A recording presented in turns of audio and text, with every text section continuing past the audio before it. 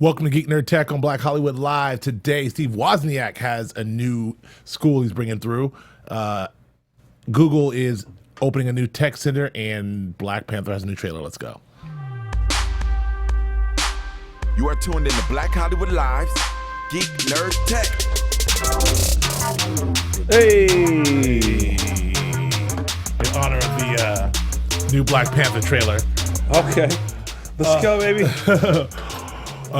Welcome to Geek Nerd Tech, the show we break down tech news, nerd culture from a black and brown geek perspective. I'm Joe Braswell. I'm joined as always by Mr. Achilles Shine. Yes, sir. How you doing? I'm doing great, man. I'm doing excellent.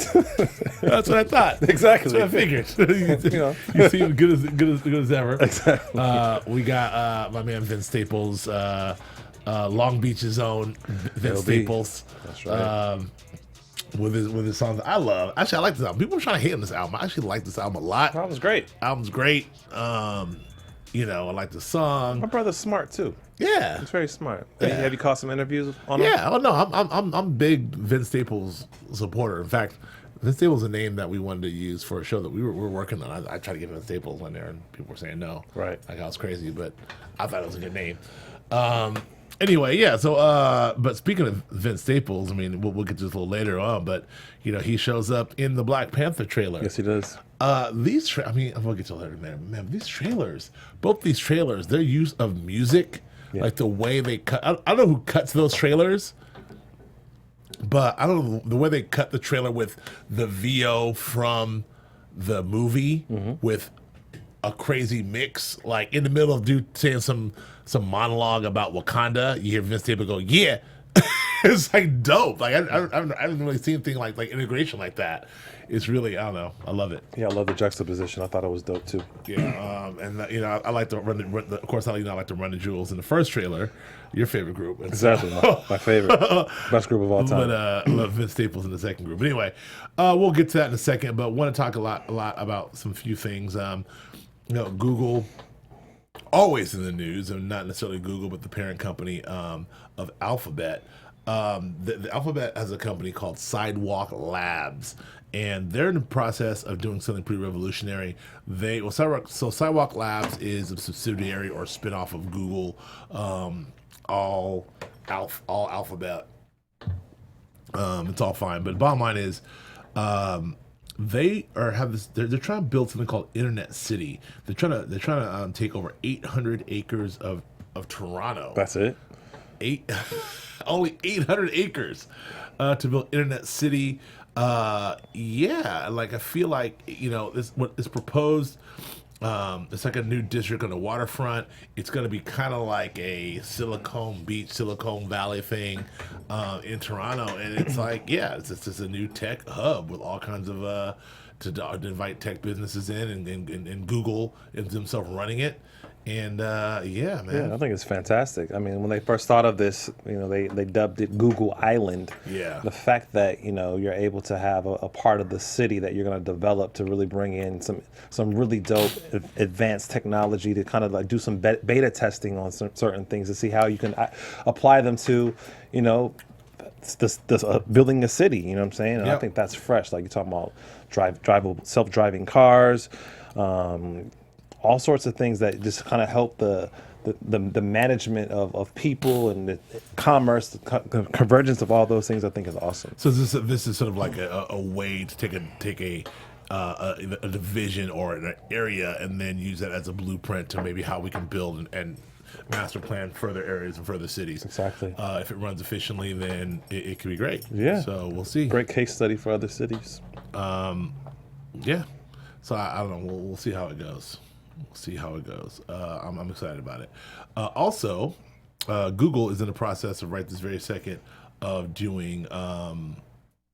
Google is in the process of testing the ability to add third-party accounts to your Gmail on iOS, which would kind of be a game changer in terms of Google, because we do that now on our iMessage. It's the only reason I don't really mess with Google in that way, because on my iPhone and on my Apple, I can add all of our Kelchrist emails, Robinson Park emails, MTV emails, whatever else we got going on.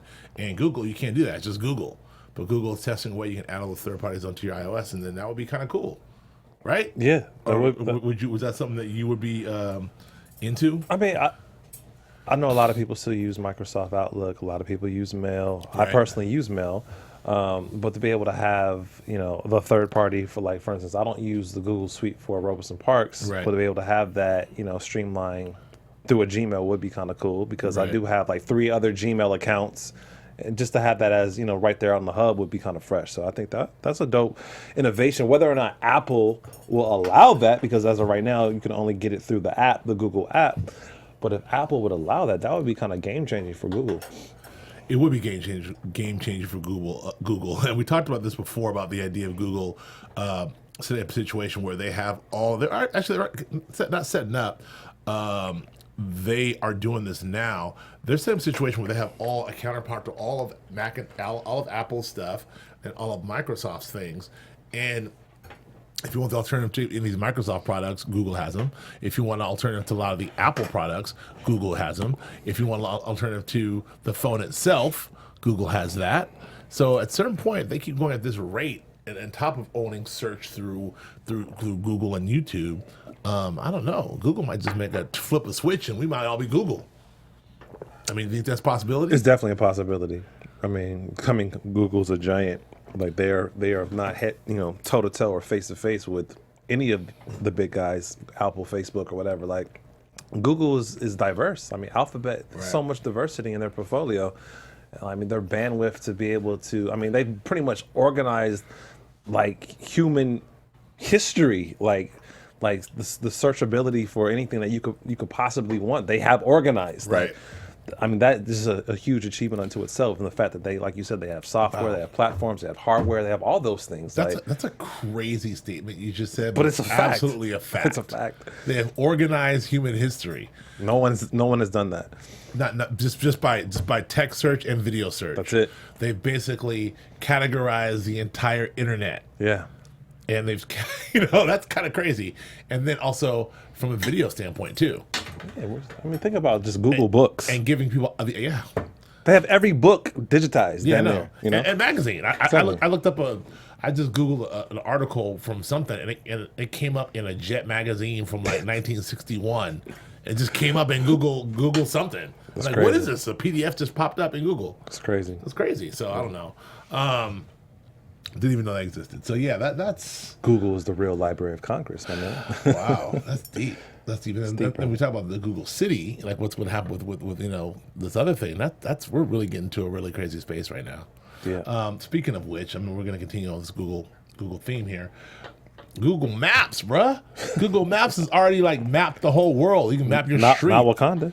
Not Wakanda. No one knows about Wakanda. Exactly. You got to go through the waterfall. Exactly. But you know where it is. But Google ain't done that now. no, not quite. But Google has they started mapping out planets. They let you go to over 12 planets and moons. So it's one thing for you to be able to go to Google Earth, but you actually go to our moon and Google map the moon, zoom in, check out areas of the moon that are explored, unexplored. You do the same thing with moons of other planets, the same thing with planets themselves. This is like I don't know what an 8 to 12-year-old Joe Braswell would do with like Google Maps, like exploring planets and stuff. I know. I was like looking at encyclopedias. I remember when I was a teenager when Encarta was out and stuff, like CD-ROMs. I was like, this is the future. But if this was out, I just can't imagine what it blows my mind what our kids have access to these days. But what do you think of this? Yeah, the accessibility is amazing. And the fact that we can use satellite imaging to stitch together these photos and then create a 3D realistic model of what these planets and moons look like, and then be able to go into them and show the dimensionality and texture of the planet. And that's fantastic, dude. And the fact that that's only going to get better and better and more specific and exact, like you said, like as a kid, I mean, come on, like you have every tool to geek out about. You know what I'm saying? Like, Yeah. this is awesome.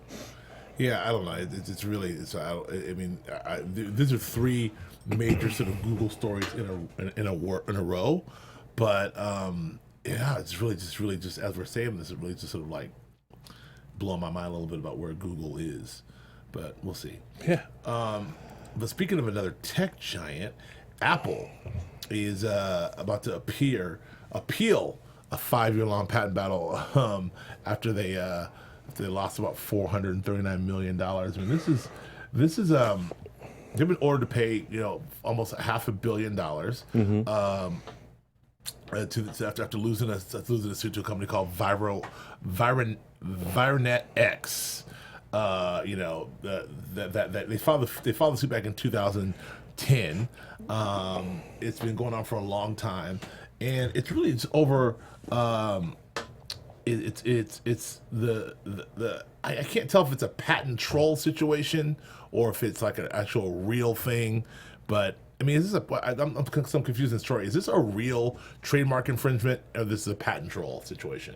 I mean, I feel like people would argue that they're one and the same, but maybe the motivation behind it is where you get that moniker of patent troll. But if I come up with some intellectual property, and I file the patent and I just sit on it and I don't have any intent to actually bring it to market, and I'm just waiting for a company to bring it to market so that I can sue them, then that's probably, that's an interesting strategy, interesting business model. But I think that's what Apple is trying to advocate. Exactly. Like, okay. Yeah. Go ahead. Well, no, I'm saying, but that's interesting because it's one thing if you said one keyword in there, if you invent it. Because usually patent trolls are like, they'll look at podcasting, for instance, and they'll scan podcasting and find one element that makes podcasting hard, impossible to do, and realize there's a loophole and no one patent that. And then they'll go patent that and be like, I own podcasting. Okay. I'm suing everybody. Yeah. Which has actually happened. That's a true story. Right. People do this all the time. Just find stuff like, oh, the iPhone, huh? Did you patent the corner of the screen, left-hand corner? Yeah. So I don't know. I didn't invent the left-hand corner, but this is a little different. Right. That's what I'm trying to ask you. Like, in your opinion, personal opinion, is this different from that? Or is this like, what's the difference? Like, I've invented something. I'm just waiting for someone to try to use it. If they do, I got you. This specific patent had it was related to like the FaceTime elements of the iPhone. Right. So I'm sure that there may be some dope stuff that they were able to patent, and that's what they're saying. Like, yo, they're getting $1.20 to $1.80 per iPhone that was purchased because of something that they didn't get the proper licensing for. And so, that's true. Hey, maybe it's a loophole, maybe it's a part of the game, but sucks. Right. But hey, I kind of respect the guy that's doing it. To be honest, is like you figured out the loophole in a legal way. Hey, is this a can't knock the hustle situation in your opinion, or is it just kind of like I don't know. I don't know how I feel about it, but also on one hand, it is Apple and they're a giant. It's like, look, if you can get $500 million on Apple, more power to you. It took them 5 years. Apple's going to appeal. I think it's ebb and flow, man, because just like... Don't spend $500 million because hey, Apple's going to try to get back. It's ebb and flow. I feel like a lot of these big companies are... this is a big statement, but I think a lot of these companies kind of steal a lot too, and don't get caught, or the people that actually do the hard work and invent stuff don't get the credit, right, the financial reward. So hey, this is a part of it too. Like, okay, well, you've maybe created the iPhone as a device, but I figured out that there's some certain elements that you didn't create, and so I imagined it, and you brought it to market. Now you're gonna be penalized for it. Makes sense. I got you. That makes sense. All right. Well, speaking of bringing stuff to market, our friends at Vizio, who's known for their wonderful flat screen TVs and their quality, they're getting into the sound game right now. There's increasingly thin profile home theater displays and screens. Built-in speakers have gotten smaller and smaller. Adding a sound bar to your TV can bring big movies and TV shows alive with crystal clear room-filling sound. Oh yeah. Vizio sound bars are powered by by DTS technology. You get that in movie theater. DTS technology giving you extraordinary sound experience. You can redefine your home theater experience with the Vizio 36-inch 2.1 soundbar system. I love it. CNET's editor choice, the first soundbar. It's a CES. I'm sorry, let's say this again. CNET editor's choice and the first soundbar to earn 5 stars at CNET. That's dope. Earning unbeatable savings. Combine your best deals of the year and display with these soundbars. Listen, the soundbar is where it's at. Vizio getting in the game. I mean, we have a lot of people getting in the game these days in the soundbar situation, but Vizio seems to know what they're doing with the DTS. So check it out, the Vizio soundbar. Hey, let's go. And I'm going to check it out. Vizio is allegedly going to send us some sound bars to check out. I'm just calling Vizio out on the air. Vizio, we need our sound bars. Oh my gosh. I mean, a TV would be nice to go with the sound bars, but the sound bar would be cool. Anyway, back to Apple. Apple co-founder. Yeah, he's a co-founder. Yeah. Apple co-founder Steve Wozniak. He's kind of been laying in the cut. I mean, he's done a lot. Wozniak's quietly done a lot. He's invented a lot along the way. People, it's all been Steve Jobs, but in the gaming space, in the hardware space, and in just all kinds of. Woz is still in the mix. He's still rich in the cut, but now Wozniak is doing an online tech teaching platform called WozU, like Wozniak University. It's a way to sort of get software engineers and he wants to have an initiative that gets at least 30 physical locations around the world on courses on everything from software engineering, information technology, cybersecurity. He basically wants to be able to make technology and teaching people high level technology something that is important. And this is something that he's launching. It's like he wants to be able to, the overall goal is to increase interest in the STEM careers, science, technology, engineer, arts. I'm sorry, I mean it's wrong. Woz is calling this the STEAM version of this, as opposed to the STEM. Woz is saying the STEAM careers are science, technology, engineering, arts, and mathematics. So he thinks he's adding the arts into the mathematics as opposed to the STEM, which I like. Yeah, him and his brother Steve Jobs. They always said they wanted to fuse technology with humanities. That's something right. They've always said they were about, and giving the information or the access to the common man. And so I think this is him kind of just fueling that in his own personal evolution and where we are with different platforms and subscription models and all that stuff, being able to bring this to market. So I think it's kind of cool that and he advocates that it doesn't require a large investment to be able to obtain these skills. It doesn't require you having to go to the traditional conventional school to be able to have opportunities in this field. And so hey, let's see whether or not this platform launches and if it has great content.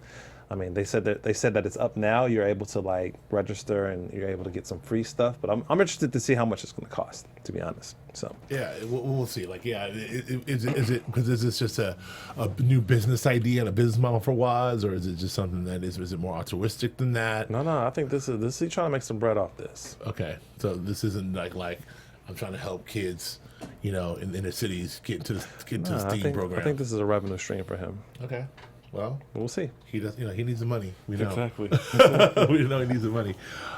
This is really. We talked about Twitter a while back and where's Twitter going and all the interesting ways that Twitter is sort of staying relevant, and if they can just figure out how to do this from revenue streams, it's interesting. But this is an example. This next story is an example of Twitter is staying relevant in the culture and using their influence to push culture and push maybe some social change as well.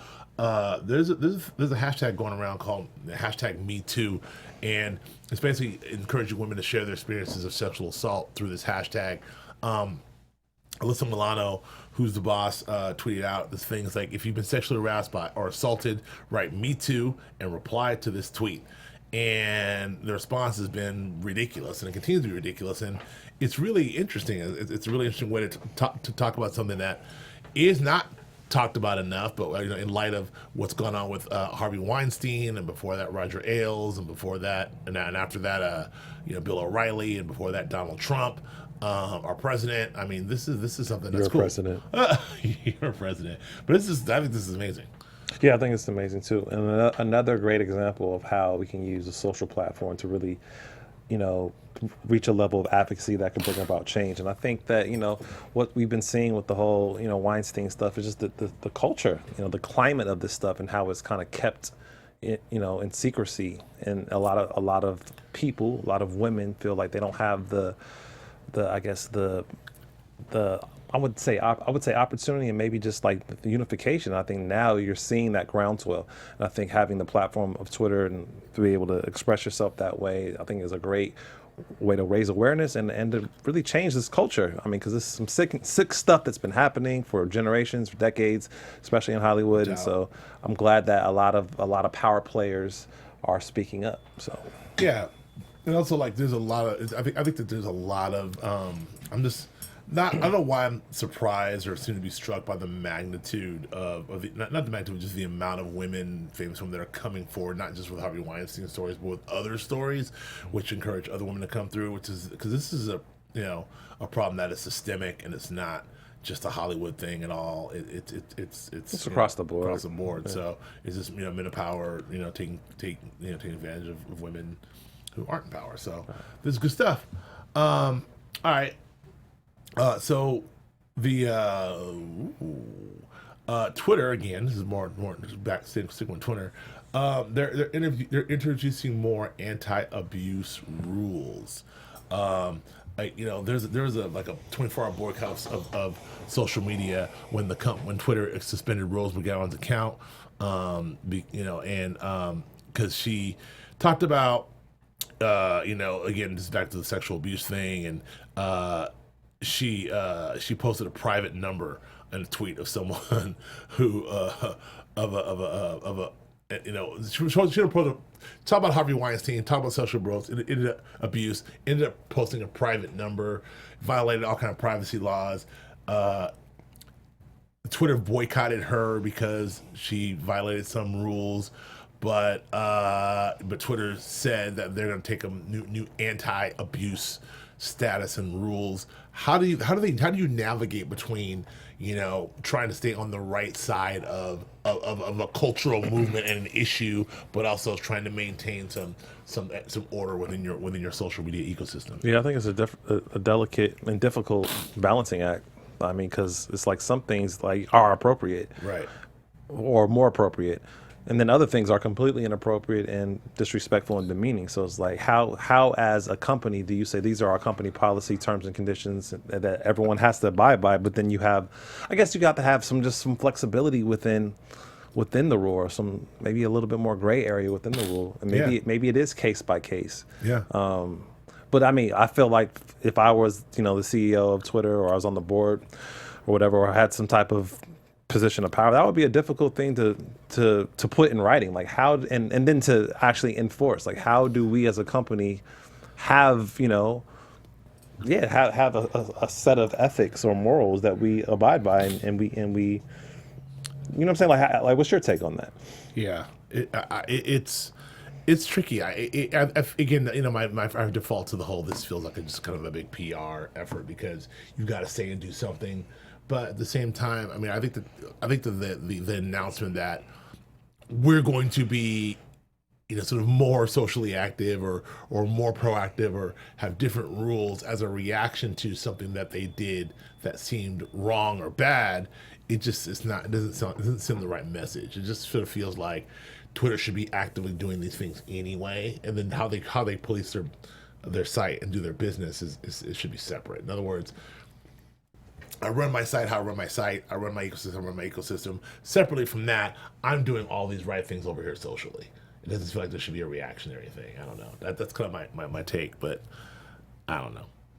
I mean, but everything that comes up, and everything that comes up as an event, like you have to have some type of reaction to it. Yeah. It's like, so I mean, something like as ground swelling as this, the Weinstein thing is like, well, that's a response, not a reaction. But it's like you can put out statements like, although we stand with Rose McGowan, we cannot divulge people's private information, or we can't use our private information to do that, because like that, like if she said, Harvey Weinstein's an asshole, everyone within the sound of this tweet should go kill that motherfucker. Like you can't condone that. So some things that sort of fall within regular decorum and law and reason, but it's hard because the law of the land, the law of the municipal laws and state laws and federal laws don't apply to the internet. Yeah. So you can't go run up on someone and say F you in real life, but you can't have the internet. Yeah. So you can say all kind of stuff via Twitter that you can't just run up on someone and say or do. Why can't you? I don't know. I don't know what kind of laws we have or what's going on. I don't know what kind of neighborhood you grew up in. Yeah, yeah, that's very true. Very true. We'll see what kind of country we will be in very soon. Right. But, so, in the interest of talking about our Blade Runner world, man. You know, I've seen it. Yeah, this is what we're talking about. Like, so, you know, in the Piccadilly Lights, I love London, Piccadilly. Piccadilly. The Piccadilly Lights in London. So this is a new flashy billboard in Piccadilly Circus that basically, you know, the idea of this is it knows what car you drive, what you're feeling, what you're doing. This is where we're getting into the whole Minority Report walking by. Yep. You know, knowing stuff. I mean, this is inevitable, but what do you think of this? Is this invasive or is this kind of cool? I mean, I think it's appropriate for where we are. I think that customization and specificity, and we want a strong sense of personalization with how we come in contact with products and brands. Right. And so I think that using the technology to help with that, I think is good. Like, I think I think the level of saturation would change my opinion on that. Like, this is like a one case study of it. Like, but imagine like if that was on every street or everywhere you went, then I would feel quite differently. But I feel like this could lead to that for sure. Yeah. But I mean, this is Piccadilly Circus. But what happens? I mean, what happens when this is in Times Square? Exactly. You know, I mean, exactly. That's stuff from where it's headed. So yeah, I don't know. But it's inevitable. I mean, like I said, personalization, customization. We want that. Like right. we've moved away from just these flat, broad, sell me the products in this old conventional way. Like I want to feel like the brand is speaking to me directly. Right. And so this is an opportunity. This is a vehicle for a brand to be able to do that. Right. So I think that's kind of cool. Yeah. Piccadilly Lights. That's my favorite. I asked Steve Barry about the Piccadilly Circus. I don't know why. It's ridiculous. All right, and then what's the last thing I'm gonna stick? I'm gonna skip because it's not loading. Yeah. But I just want to hurry up and just get to the Wakanda, the baby. thing I want to talk about the whole time is Wakanda. Wakanda, baby. Black Panther. Yeah. Kugler. My man. Jordan. Let's go. Let's eat, bro. Bozeman. Let's eat. What's going down? Let's eat, bro. Like my girl, Lupita Nyong'o. What's my other sister's name? Angela Bassett. Let's go. Forrest Whitaker in this joint too? Everybody's in this joint. City 48 in this one? Right. Everybody's in this, man. The cast looks amazing. Look, so for those of you who don't know, have been under a rock, the new trailer for Black Panther dropped. There's a lot of things I want to say about this. First of all, Marvel is doing, I mean, I can't even remember a rollout. Maybe this new Star Wars movie that, and the buzz, the rollout, everything is going perfectly. Yeah. Like everything that the way they're doing it, the way they announced it, yep. the way they hired Kubi, with the exception of Ava DuVernay dropping out.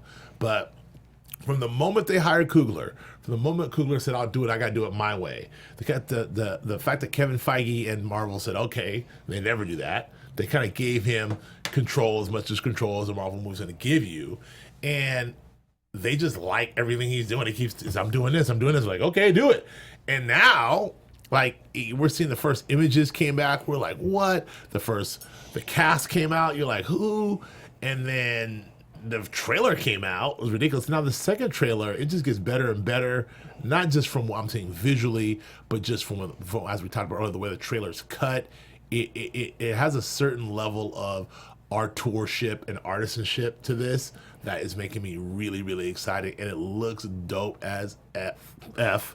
Yeah. And it's fantastic to see, like, black folks, and I don't care if it's a fake African nation. I mean, you don't know if it's fake, but I mean, if it's a fake African nation, I love all the mythology. I can't be more excited about this. Yeah, I mean, I think you hit it on the head.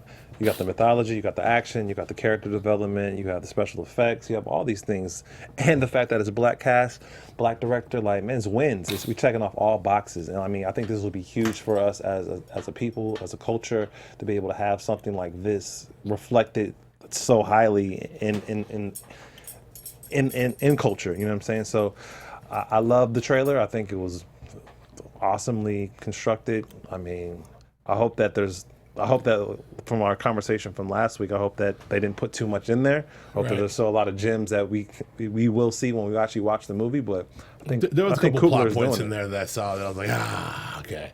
Like there's a couple of plot points in there I saw with Michael B. Jordan in the competing Black Panther suit. So I already know that that's going to happen. But you know, I mean, B. Jordan as a villain, I'm kind of buying it. He has one line, "This is mine." Whatever he's trying to say, whatever he said, I believe it. So, yeah, man. I like the idea of putting B. Jordan as the villain and then flipping him back as a hero in Creed 2. So, man, I'm interested to see what they do marketing wise between now and February. And Black History Month is going to be lit.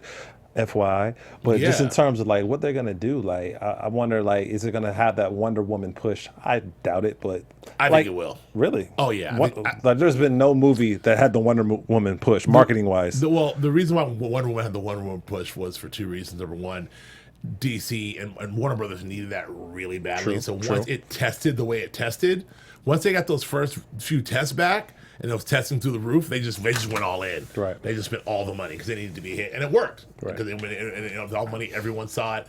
I feel like Marvel doesn't need this to be a hit per se. Shit. But because they don't need Marvel doesn't need a hit. Marvel's got hits. Yeah, they don't need a hit. But once the tests come back, if this test through the roof, like it's tracking right now already through the roof.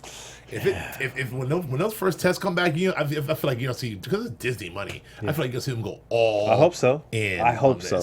That would be fantastic. Because they want black folks and they want people of color. Yeah, they're coming all in on this one. So we'll see. I think that we're gonna And I think just my last note on this, when you juxtapose it to the other movies in the Marvel pantheon, like the tone of this one, I think is a little bit more sinistery, more dark. I love the fact that it's like it has a stronger mood, like more of a serious mood. And so I love that they're giving us a little bit more edge, than in other movies. So, and I think they kind of have to do that because it's starting to get a little bit kind of like plastic a little bit with how they roll out.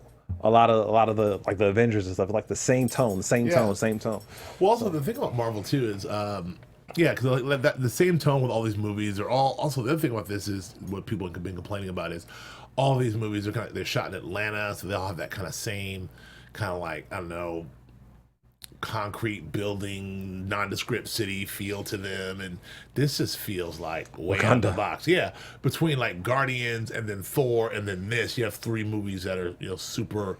Their color palette is different. No pun intended. No Black Panther, but color palette is different. Yeah, but what I will say, what I am interested to see in this climate, this political climate, and in this social climate, like when the thing drops. Like, are we going to see people be like, why you got to be a Black Panther? Of course. Why can't he just be a Panther? Of course. Why? And Trump's going to be like, I think our heroes should be like, I'm going to take a knee for this movie. Yeah. What if I took a knee on Black Panther? Right, exactly. I mean, there's going to be, I wonder, I'm just curious as to how this movie is going to be politicized because it will be.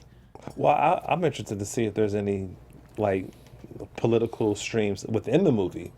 Right. I would really be interested to see if Coogler does that, like just as like throw some Easter eggs to it, some like peppers. Exactly. Like they did a little teeny tiny bit of that when they introduced the character in Civil War. Because, did they? Well, no, I mean the fact that like his father, like the king, was at a United Nations thing. Right. He got murdered. But the whole thing is that like he was addressing the world, like he's a respected world leader, and there's reasons why. So we'll see. But also in the lexicon, Wakanda's supposed to be like a small textiles in the land. You're not supposed to know that it's got it like that. It's rich. Yeah, so it's the most technologically advanced society ever. Yeah. So that's kind of cool. So I don't know, man, I'm really excited about it. Have you checked out any of the Ta-Nehisi Coates version, the comic book, the one he's writing right now? No, I haven't checked it out. I've read a few articles about. I mean, obviously him getting that. Ta-Nehisi, sorry. I mean, I'm a fan of him. Like Yeah. I love his books. Yep. I think he's a great intellectual academic. Yep. But yeah, I'm interested to see what he does with it. Yeah. Yeah, I mean, I've just started checking it out, and yeah, man, I don't know, like the whole thing is very exciting and interesting. The next thing we have to talk about is Han Solo. $1 billion, man. That would be so. It's awesome. gonna bring in $1 billion. That'd be so awesome. That's never been done before, right? By a black director, black film. That's never been done before. $1 billion. No way. Right, you're right. That's huge. It's history. We about to make history. Yeah. Wow. We're putting that's a Fort Coogler's like, damn man. Let me get Coogler. By the way, this not to we can go on about Coogler, but Coogler's got some classics on the board already. Classics on the board. He got 2 franchises on the board out of the gate. He did Fruitville Station, came out with 2 franchises. That's crazy. Franchises. It's his 3rd film, dude. That's also Spielberg shit. I mean, 2 franchises. Because Creed is going to go to Creed 3 or 4, at least 3 or 4. Black Panther is going at least to 3. So like, I don't know, man. Is he going to direct all 3? That's it. And that's like legacy. Putting him on the board right there. I think he's gonna swing back and do some really like avant-garde artistic shit. Yeah, like, he'll swing back. I mean, like you said, like a Spielberg move. Yeah. Or speaking of which, did you see the documentary? I yet? did finally finish the documentary. It was excellent. Right. Thank you for. I did finally finish it. I'm actually go back and watch it again. It was some real gems in there. Now we can segue to that. We'll talk about Solo in a second, but that Spielberg documentary, it's on HBO right now. If you guys haven't seen it, is excellent. But what I'm realizing is it's commemorating like basically sort of almost 50 years of him killing directing. shit. And when I think about it in terms of 50 years, almost 50 years, because Duel was 72 or 1. Duel was 71. So, and then I think I forgot what was. Well, before that he was directing TV. Yeah. So yeah, he's been directing for 50 years Yeah. almost. Because he started directing as a kid, like 20 years old or something like that? 19 or 20 he started directing? You mean professionally? Yeah. Like on the lot. Like exactly. on the lot. I think he was a teenager still. Directed like Mannix and shit, right? Like directed episodes of whatever. Like that's crazy. I mean, it was crazy. He was doing it as a kid. Yeah, directed directing, was it like I forget who, not Joan Collins, but some legend he's directing on Night Gallery or something. So, yeah man.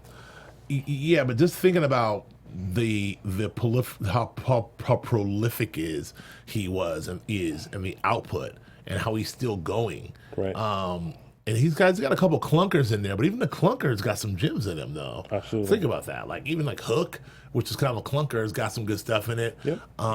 He's got some. Always has got some good stuff in it. Even 1942, which is a stinker, has got some good stup in it if you watch it. So I don't know, man. I mean, there's no one that comes close to his body of work. No one that comes close. No, I mean, not even, and then also you think about his homies. Exactly. His homies. Like, kicking away to Scorsese. George Lucas. And Coppola. And Coppola and what's my man from Scarface? Oh, God. The director. Brian De Palma. Yeah. So Brian De Palma. They're all homies and they grew up together. That's crazy. One more. Oh, and Zemeckis, Bob Zemeckis too. They're all in there's like 6 of them that are in the cut. You take them out, we have no movie industry. I mean, Bob Zemeckis Martin Scorsese, Brian De Palma, George Lucas, Francis Ford Coppola, and Steven Spielberg. That's incredible. Yeah, that's ridiculous that they're all kind of contemporaries and kind of came up in that together. I mean, is there a new group that's like that right now? It will never happen again like that. I mean, who's like the crew of young filmmakers that are coming up like that?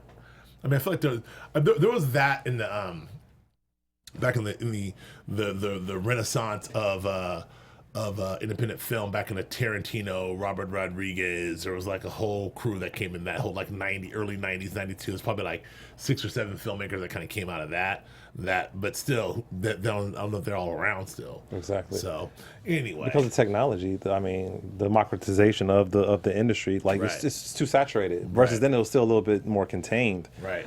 Which I think is super dope. It's like, okay, I'm gonna have you work on my film. You come direct this. I'll use your shop to do the special effects. Yeah. Like, that's fucking dope, man. I mean, because they were, yeah, man. And like, yeah, so many stuff that Spielberg did second unit on in Brian De Palma movies. Like, Steven Spielberg shot all the gangsters coming up the stairs in Scarface because he could. Did you know that before the doc? No. I did not know that. But I know those guys are always shooting each other stuff. I know Spielberg shot a bunch of stuff like in Zemeckis things. That's I know tight. I know that, like, you know, and Lucas shot a bunch of second unit stuff, and you know, I know they're always going back and forth. And De Palma shot a bunch of stuff in Spielberg movies, like because they're second unit. Just go and shoot. But this. still, Yeah, but like that, it's like Spielberg, go shoot them coming up the stairs, and you look at it again, it's like cinematically perfect, Right. And like, oh, anyway, and the last note, which you've already talked about many times, I just love how he rolled with his original team. Yeah. Been there every movie. I'm gonna have the same composer, the Yep. same editor, the same producer. I mean, like we're all gonna be and they all together. just got Oscars, like John Williams, all of them. They just rolling up. Look at Kathleen Kennedy. His former assistant is running Lucasfilm now. It's crazy. So I mean, you know, that's what she's done so many movies under Spielberg. You know, started as an assistant. Now she's just running a studio, like no problem. So Man. yeah, that's it's crazy. And her husband Frank Marshall is his producer too. They're all like in there. You know, so it's really crazy. We're actually out of time, but we will talk about Han Solo another time. But man, Spielberg was worth it. That's all I got. Anything else? Okay, Han Solo. Han Solo. You know, Han Solo. Speaking of Kathleen Kennedy, yeah, Kathleen Kennedy famously, you know, fired the your boys. No, not my boys. Lloyd and Miller. Lloyd Miller. Lord Miller and Lord and Miller Yeah. off of this, and Ron Howard's taking over, and you know.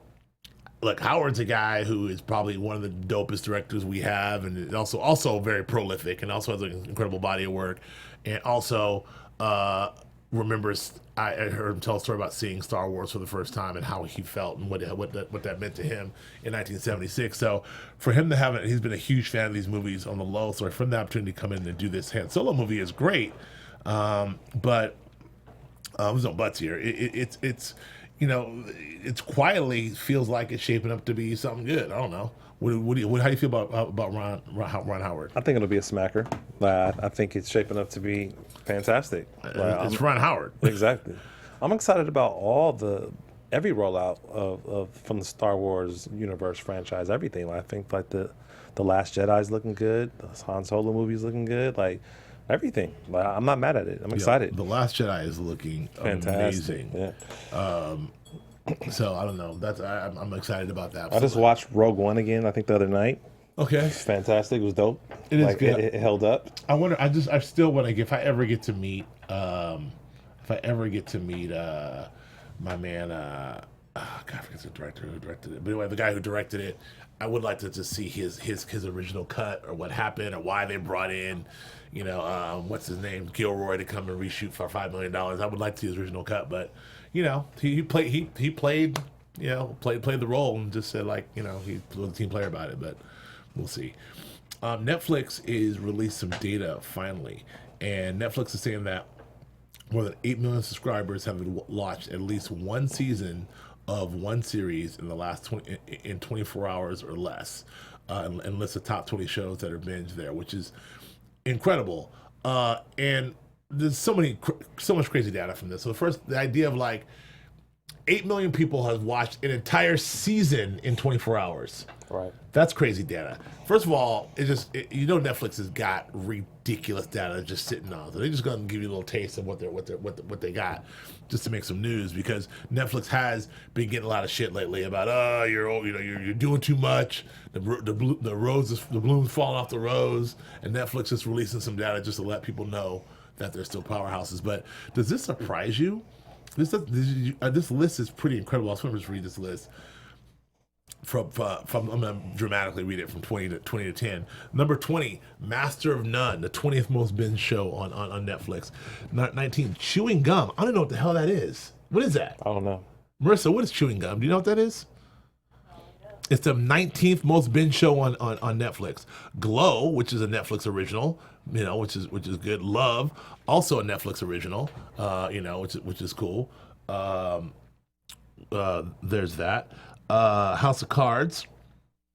And we know about that. Unbreakable Kimmy Schmidt. I love that show. Wet Hot American Summer. I love that. Grace and Frankie, number 13. Atypical. Friends from College. Stranger Things is only number 10. Orange is the New Black, number 9. F is for Family, 8. That's that cartoon. Who knew? That's in the second season. Chewing Gum. Is this British? Is she British? Is this the one about the Nigerian girl? How come I don't know what this is? Okay, well, there it is. All right. Get to binging, bro. I need to get to binging. Trailer Park Boys, which is insane to me. The Santa Clarita Diet, which is that's number 6. That show's a hit on Netflix. The Ranch, the Austin Kutcher show. Just when you thought you knew, I thought that show was not good. It's the number 5th binge show. 7 Deadly Sins. I don't know what that is. The Defenders, number 3. The top 2 are killing me. Fuller House is the second most binge show in Netflix. And Gilmore Girls, Leader in Life, number 1. And Gilmore Girls makes sense. I know how big that is, but that is actually shocking to me. Can I speak to that? Yes. I've seen the top 2. I have binged the top 2. Of course you can. But of course you have. I mean, I'm a woman. Yeah, so as my girls binge the top 2 too. Like that's all that's on is either Fuller House or she saw a billboard. She's like, yes, Fuller House. I was like, what? So I don't know. Happens. Yeah, I mean, I think to add more credibility to Netflix, they released this. I'd be interested to see them release more information though. I'm like, okay, this is great, but like if you look at all your subscribers and the amount of time that they're spending on your platform, let's look at those analytics. Yeah. Or what about some more what's the word I'm looking for? Some more demographic breakdowns. Yeah, like what's women, age, race. Or even by show. Like what's the show that they spend I'm forgetting. The hip hop show. Oh, the Get Down. The Get Down. Like they spent over 100 million on that. Like, top 20. Let's see how many people watch that. Yeah. Give me those analytics. And when you say, this is the number 1 most binge show on Netflix, what is that number? What does that mean? Right. They won't tell you that. Right. That means 100 million people watched it. Like they won't tell you that number. Right. Which, who knows? It's been streamed 100 million times or whatever. Right. From when to when though. Exactly. What was the window? It's just a window in here. It says, here are the top 20 Netflix originals with seasons watched within the first 24 hours. Okay, that's I'm sorry. So these aren't the binge ones. So, what they're saying is, these are all Netflix original shows. Right. When they drop, they're saying the entire season is Right. watched within the first 24 hours. This is the order they're watched in. That makes sense. Wow, Fuller House and Gilmore Girls. And wow, people are really into those. That makes sense now. Right. Well, also in fairness, the Gilmore Girls original was only 4 episodes, right? Yeah, so and that's Fuller fair. House is anywhere from 9 to 13, so you can watch those in a day. That's fair. That is, I mean, yeah, that's a good point because like all shows aren't created equal in terms of the rollout. Right, makes sense. So that's not really saying much then. No, Netflix, forget you, this whack ass misleading data. All right, I think that's it. That's gonna do it for us today. Anything else you got? Oh man, I made it through, bro. We made it through. Yeah, we made it through. Neither of us died, so that's good. Then we'll see you next week. Where can the people find you? They can find me on Twitter and Instagram at AkiliShine, AKILISHINE. And where can they find you, my brother? On Twitter and Instagram at joekbraswell.com. Joe K. Braswell, at Joe K. Braswell. That's all I got to say. You got a website now? I don't know. Okay, what you doing, bro? You doing some modeling, bro? All right. That's all I got. Thank you very much. We out. Bye. From executives Kevin Undergaro, Dario Kristen, Tiana Hobson, and the entire BHL staff, we would like to thank you for supporting Black Hollywood Live, the first online broadcast network dedicated to African American entertainment. For questions and comments, contact us. info@blackhollywoodlive.com. Like us on Facebook, tweet us, or Instagram us at BHL Online. And I am the official voice of Black Hollywood Live, Scipio. Instagram me at KingXOBay. Thanks for tuning in. Redefined. The views expressed here are those of the host only and do not necessarily reflect the views of BHL or its owners or principals.